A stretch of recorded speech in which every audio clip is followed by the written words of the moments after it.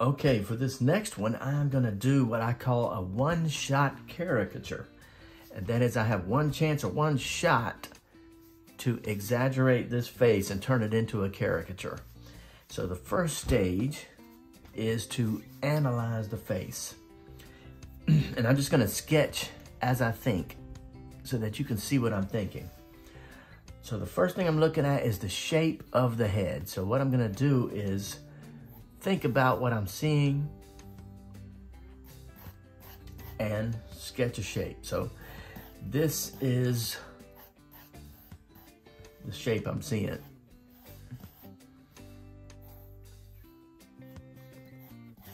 All right, and then the ears are popped out to the side. Okay, so the next thing I'm looking at is where are the eyes in this shape? Are they in the dead center? Are they closer to the top or closer to the bottom? That would be funny if I drew them way down here, wouldn't I?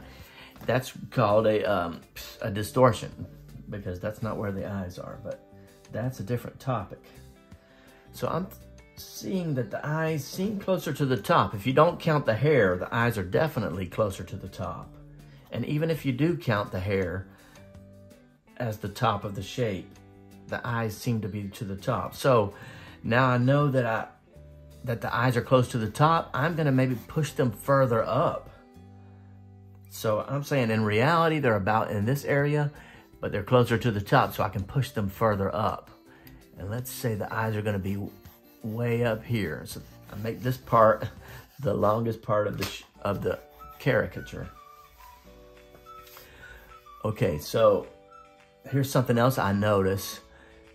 This eye is more open than this eye.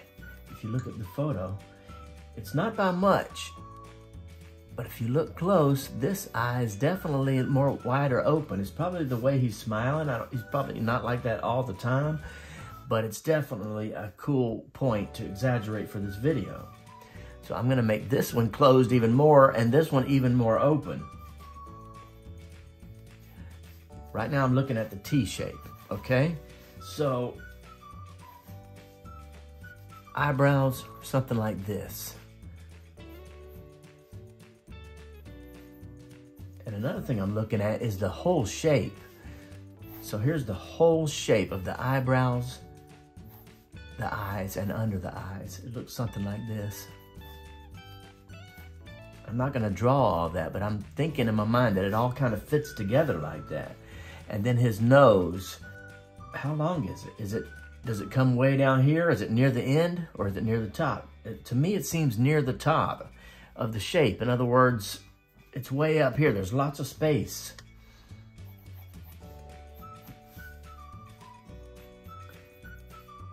And then the bottom of the nose, it seems like this. And here's another thing I've noticed. That he has a narrow mouth, and the way you determine that is you look at the corners of the mouth, you draw an imaginary line straight up or down, and see if it lines up with the center of the eyes. If it's a little out than that, his eyes are kind of close together. So actually all of this is kind of subjective. But to me, based on the shape, it seems like a narrow mouth. And here's something I've noticed. It is turned up on this side of his face. It's higher up and lower down on this side of his face. Oops, dropped my pencil. So I can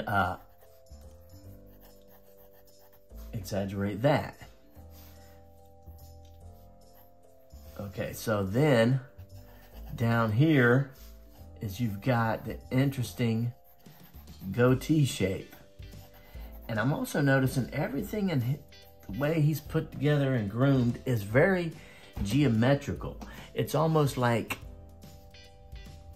there's not a lot of randomness. There's all these perfect shapes. Geometrical would mean perfect circle, perfect square, perfect rectangle. So it's very geometrical. And so I'm not gonna be doing a lot of random. I can use a lot of super straight lines. And now I'm looking at the hair shade. So he's got some good hair going up here. I don't want to lose that. So I can see on my sketch that I haven't left enough room for the hair. So let's bring it down. And normally I'd be doing a lot of this analyzing in my mind. But let's do it out loud. Okay, so here we go. I'm just gonna draw the hair shape here. And I want it to be super geometrical, almost like it's made out of plastic, like it's a plastic helmet and not hair at all. And that's not for every face, it's just for this face. That's what's popping into my mind. Okay, now something else I've noticed is that his cheeks are wide near his eyes, if that makes any sense. So right here, I kind of drawn his cheeks popping out down here by the mouth, and that does not look like him. So be sure I pop the cheeks out here. This is the widest point out here by his eyes, and then it comes down.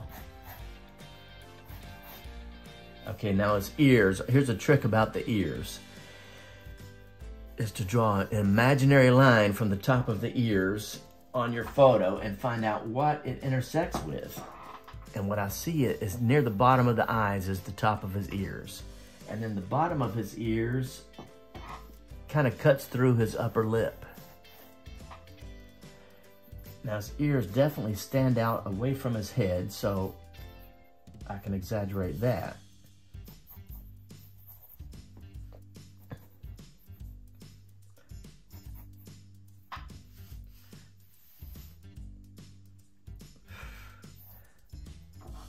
I don't know if you can see that in the camera, but I'm going to be drawing the collar of his shirt because he keeps the collar of this shirt really tight.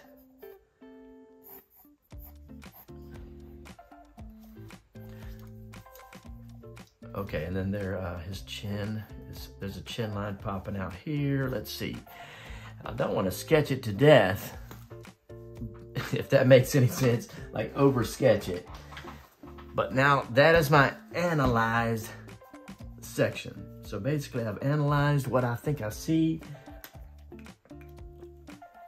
And believe it or not, I think the caricature is already done. I'm starting to see his likeness even in this. And so now I'm just gonna put the line work on top of my sketch and hope that it comes out looking like him. I can take it to another level by varying the lines, if that makes any sense. I'm trying to say it the right way, but basically what I mean is I got thin lines, thick lines, and they taper on the end. And also I'm going to be doing variations of straight lines and curved lines, and putting those close to each other to give it a more dynamic look. So let me just go for it.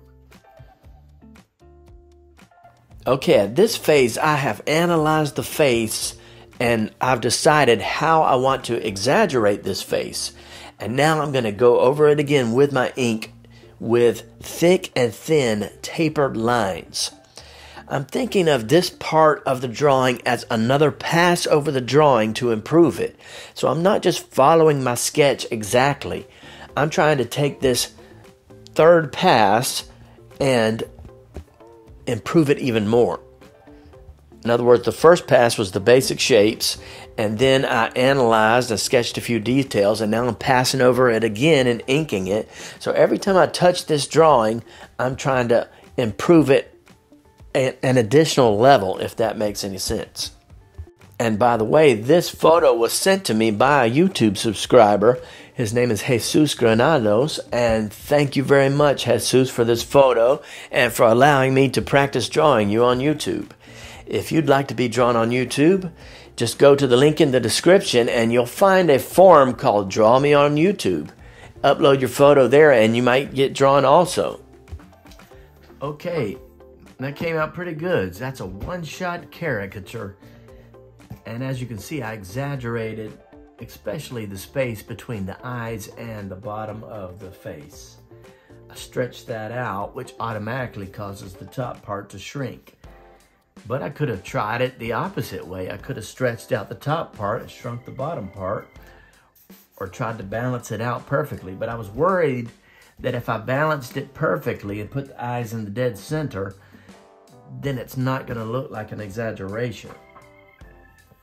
So that's how I did it, and how would you do it? Let me know in the comments. And so here's a quick video of how I shaded this in with a pencil. I was running low on a gray ink marker. And this is how I do one-shot caricatures for practice.